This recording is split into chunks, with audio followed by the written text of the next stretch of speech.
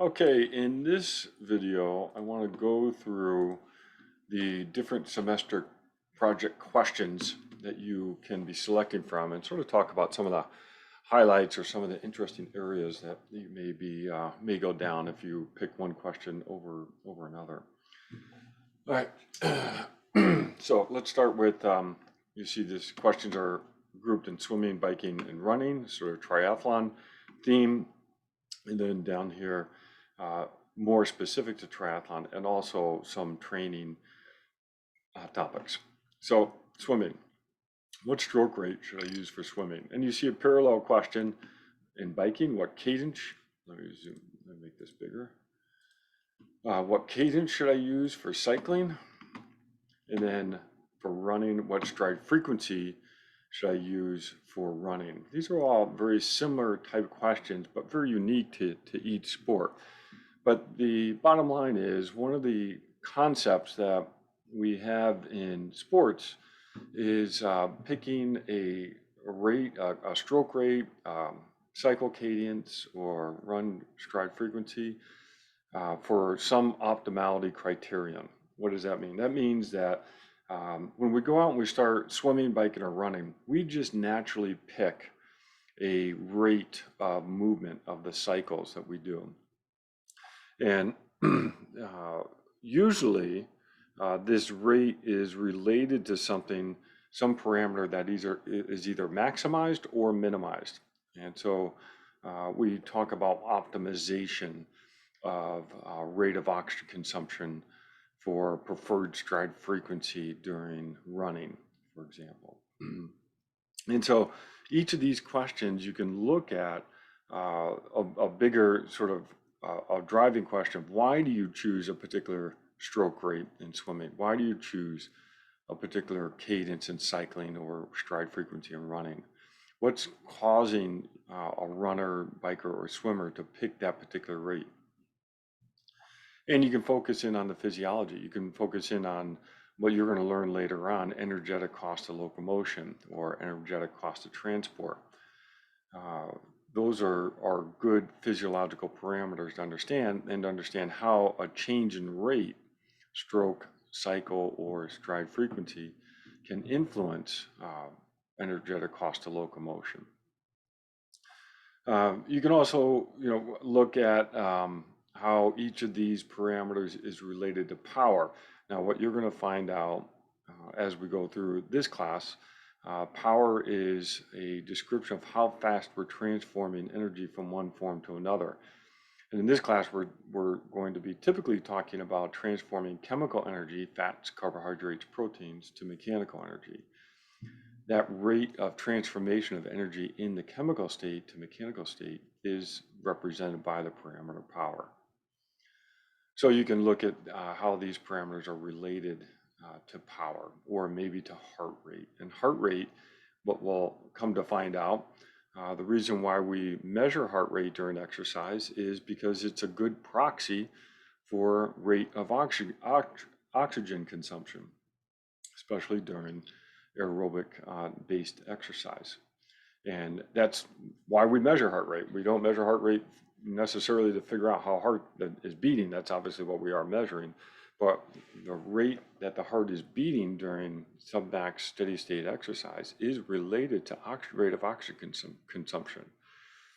And that's what we typically want to know, because that rate of oxygen consumption tells us something about how the substrate, the fuel, is being transformed from the chemical state to the mechanical state.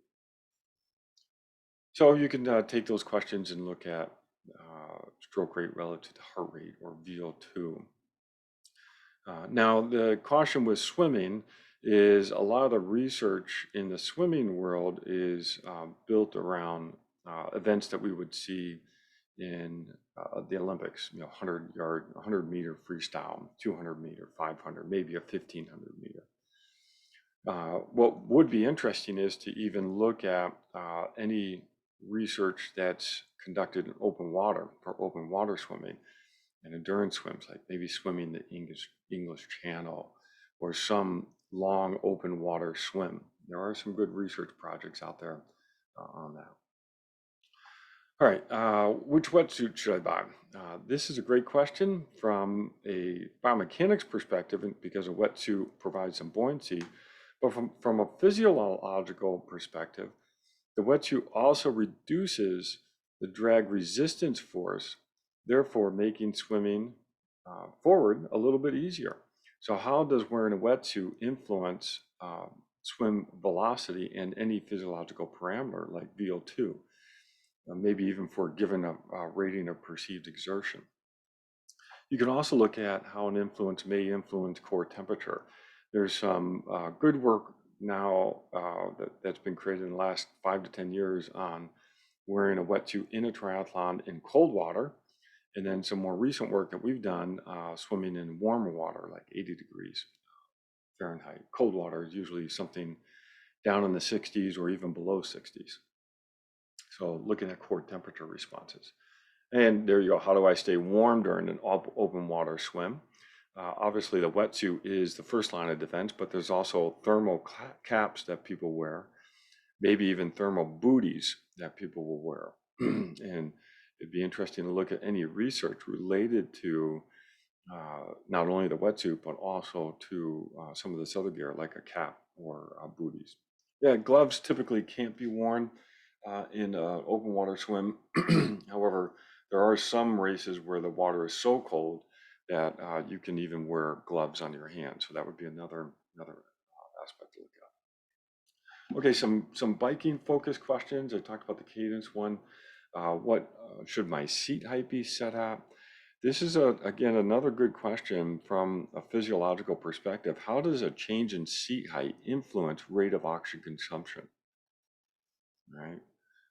How does it influence power? Now that gets a little bit more towards the biomechanics world, but power is going to be related to VO2. So those are going to be very closely associated with each other. You could also look at muscle activity, but now this is getting closer to biomechanics, maybe even motor coordination. But those are going to be related to physiology in terms of how the muscles are being asked to recruit or asked to contract. And so knowing seat height is a good question from a physiological perspective, really looking at how hard it is to bike from a rate of oxygen consumption perspective. Why measure power during cycling? Well, I've alluded to this already. Power is a representation of how fast we're transforming chemical energy to mechanical energy, or any energy from one state to another state. Cyclists use power meters on their bikes, and we'll talk about that a little bit in this class, more so in biomechanics of endurance performance.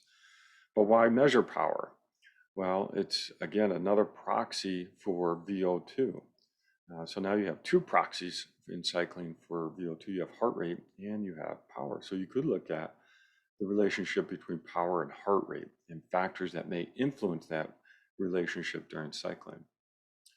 What crank arm length should I use? This is another great question. Again, it could go into biomechanics or physiology, but we are focusing on physiology here. So the crank arm is how long of a lever you have on the pedals, or the pedals attached to the crank arm that rotate around the bottom bracket, cause the front part of the gear mechanism to change or to rotate, which obviously spins the rear wheel. And there's a lot of discussion out in the cycling and triathlon community in terms of how long this crank arm should be. Should be really long or should be shorter? And you can look again at the energy systems involved with the different crank arm lengths. And there's some good research out there on this. Should I buy a time trial bike or use a road bike frame for a triathlon? These are just two different styles of bikes. This is obviously used for individual events. There are some team time trials as well, but the person is on aero bars, so they're more resting on their forearms on the bar and they're getting lower in their position. Whereas a road bike frame has a little bit different geometry, and the angle between where the seat is relative to the pedals is a little different than a time trial bike, which may influence physiology. Right? And there's some good work on comparing physiological parameters with the seat tube angle at different angles, going from a road bike, which is a more relaxed angle. It's a little, the angle between the seat tube and the chain stays. And the chain stays is the part of the frame between where the pedals are and rotate around and the rear wheel where that rotates around. So that angle gets smaller for a road bike and gets steeper for a time trial bike. Looking at the physiological differences between those is really interesting. All right, running, I do have, we talked about the strike frequency already. What shoe do I run in? Well, there's a lot of research on running shoes and physiological parameters. So what is the energetic cost of running in a lightweight shoe versus a heavier trainer type shoe? Or we just did some research on what happens when a shoe becomes wet and the shoe changes weight because of the wetness. So what happens to the physiological cost of running when the weight of the shoe changes or the softness of the shoe changes?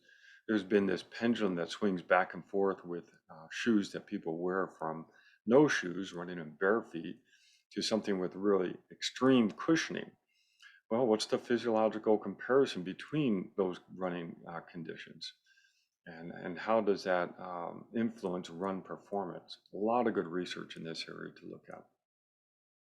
And it does also bring into play foot strike pattern. If you're running with a heel toe pattern versus a toe heel or even a midfoot pattern, that's describing which part of the foot is striking the ground first. And the physiological cost of running with different foot strike patterns is related to this. And you could also build that in as a question for physiological cost of different foot strike patterns. What type of pacing strategy should I use? Yeah, just for a run race for a 5K, what's the best pacing strategy? Do I just go out even, pace it for 5K? Do I try to go out fast and then just sort of suffer the consequences? Or do I start out slow and build and get faster? You can extend this to a marathon, an ultra marathon. You can extend this, and you'll see even down to triathlon. How do I pace the run after doing a bike? And there's some good work on energetic cost of locomotion. I know that's a term that we'll get to later on in the semester. We'll use running economy and energetic cost of locomotion to sort of describe some of the physiological cost of covering a distance at a certain speed. How do I avoid running overuse injuries? Yeah, that's a sports med question, but it's still some good physiology in here, because the best way to have a good performance is to get to the start line injury free. And so this will lead you into that direction. Now, you do want to be looking at the physiology, the physiological mechanisms of injuries, and this could be a training load issue. You could look at how athletes quantify training load and when they may be getting into a danger zone if the physiological load is reached a certain amount. And you're going to have to find the empirical evidence to support the different injury mechanisms. What amount of energy is required to run a marathon?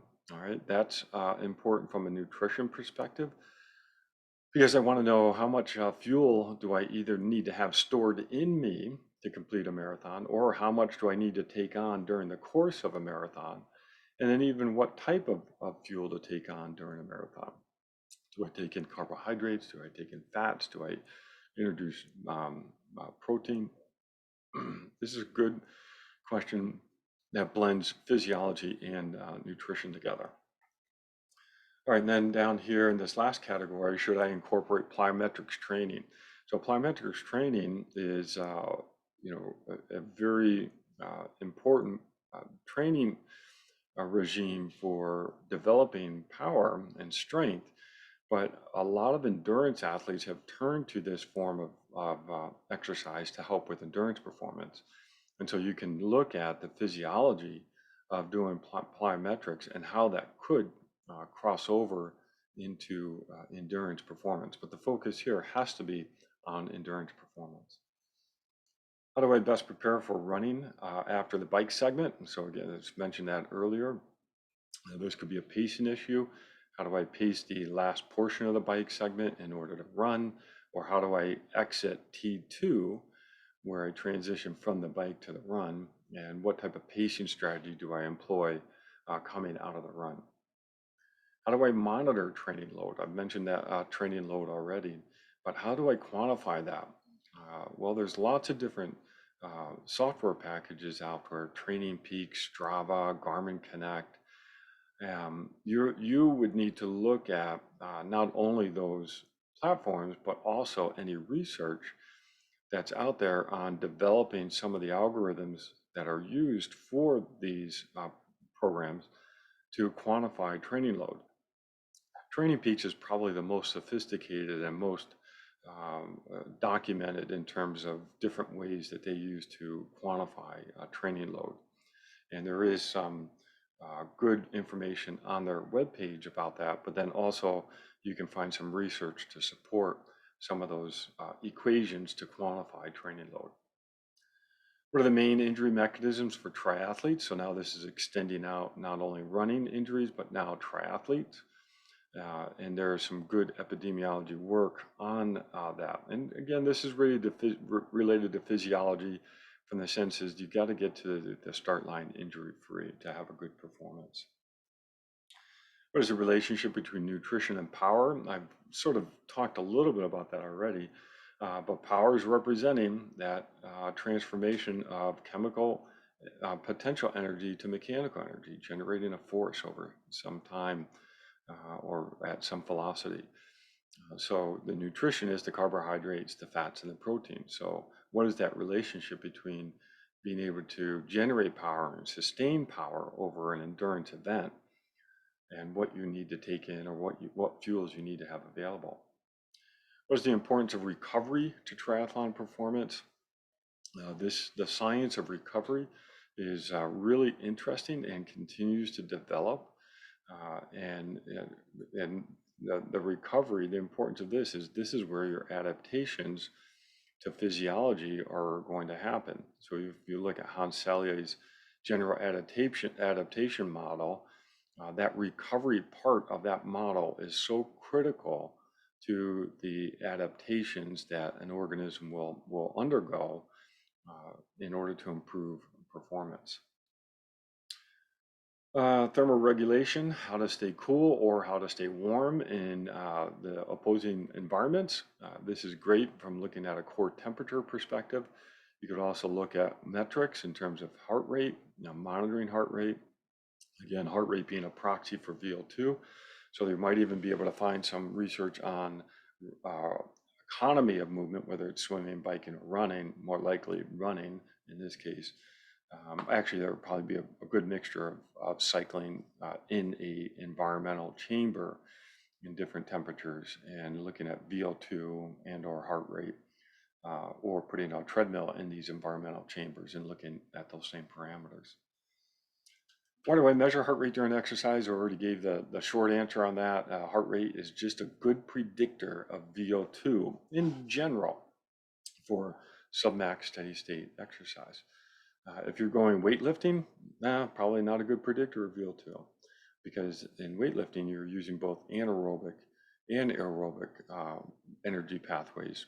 But for sustained steady state aerobic exercise, you're primarily using the aerobic pathway. And there, at that point, heart rate is a good predictor of VO2. But if you start throwing in these intervals or you start throwing in high intensity surges, well, then that heart rate VO2 relationship can get a little disjointed, disconnected from each other. So it's good to go through. The whole reason we measure heart rate is to predict energy system use. What is VO2 max? Yeah, a lot of people like to brag about their VO2 max. We'll go through this with Noakes and put some challenges forward in terms of what value VO2 max offers us. But it is still a number that we need to know and need to understand. and need to understand that VO2 max is going to be unique for each sport that you're going to participate in, swimming, biking, or running in this case. And the anaerobic threshold, and we'll talk about that quite a bit in the semester. What is the anaerobic threshold? Why do I need to know that? And I don't have this in here, but in cycling, we talk about functional threshold power. We also talk about critical power in both cycling and running. A little bit in swimming, but swimming is just a little bit harder to get some power measurements because of being in the water. But why do I need to know that relative to endurance performance? Sweat rate, what is it and why is it important? It is obviously related to dehydration, which is also obviously related to core temperature.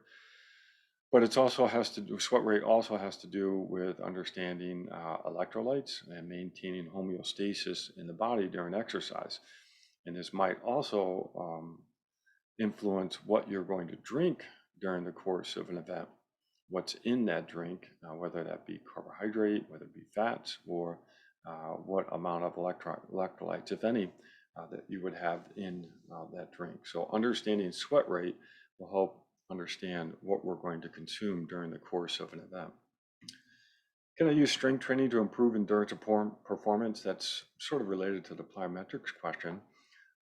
And again, it's very common for endurance athletes to incorporate strength training, but strength training is an entirely different energy system than endurance performance.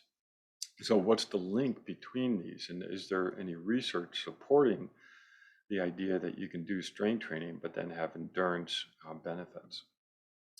What equipment can I use to monitor intensity of exercise during swimming, biking, or running? This could be Garmin heart rate monitor or some type of a watch that monitors GPS, a heart rate monitor. There's a number of other devices that are out there now. There's a new heart rate monitor that does EKG during exercise. You could get a continuous blood glucose monitor now to monitor blood glucose levels during exercise. There are power meters not only for cycling, but also for running that you can put on your shoes. And swimming's a little bit different, it's a little bit harder. Although I was working with a company, but they're not going to make it, that they were developing a force measuring device that you could wear on your hands during swimming, which would then ultimately get you power, which would be related to intensity of exercise. So you can go through, looking at innovative products out there and then looking at the research behind the validity of these products. And then validity means that the device is measuring what it's supposed to measure. And then you can also look at the reliability of these devices. And reliability means what you measure today, you measure again the same thing tomorrow. So it's very reliable.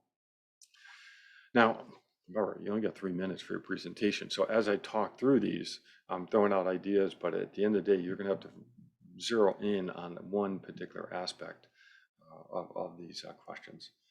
How many calories do I use to complete an iron distance event? Again, this is related to the marathon question in terms of I need to know how much I need to take in during the course of a 10-hour or 12-hour or even a 17-hour Ironman, that type of event.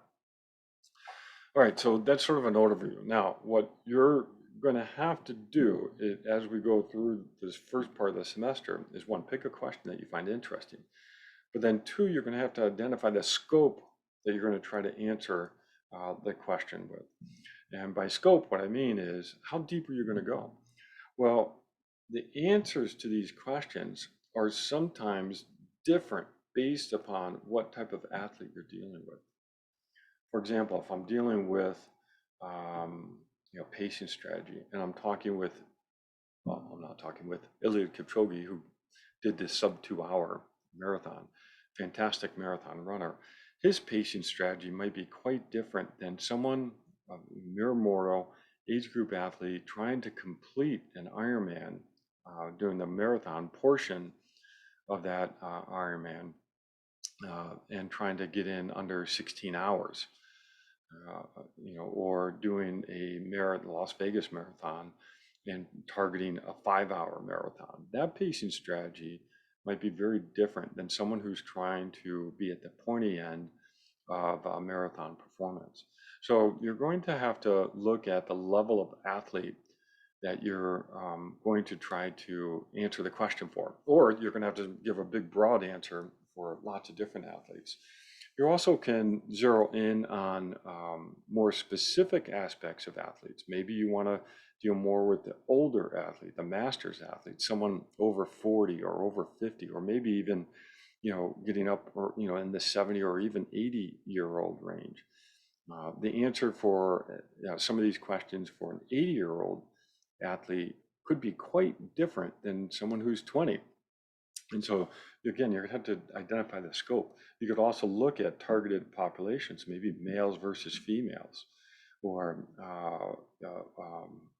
Paralympic para-athletes, challenged athletes that you have. You could look more specifically at the type of athlete that you want to try to answer the question for. Right? So we'll talk about that more as you develop your semester project. But right now, what you want to do is really zero in on an area that you're interested in, and then start thinking about the scope of your answer. And you do that, you can look at the type of athlete that you want to try to that you want to try to answer the question for, or think about an athlete who's asking you the question. You'd have to ask them, well, wait, are you an age group athlete? Are you trying to qualify for Kona? Or are you just trying to complete an event versus compete in an event? Okay, so we'll talk more about that as we go along, but hopefully this helps you start zeroing in on a question for the semester project. Okay, thanks.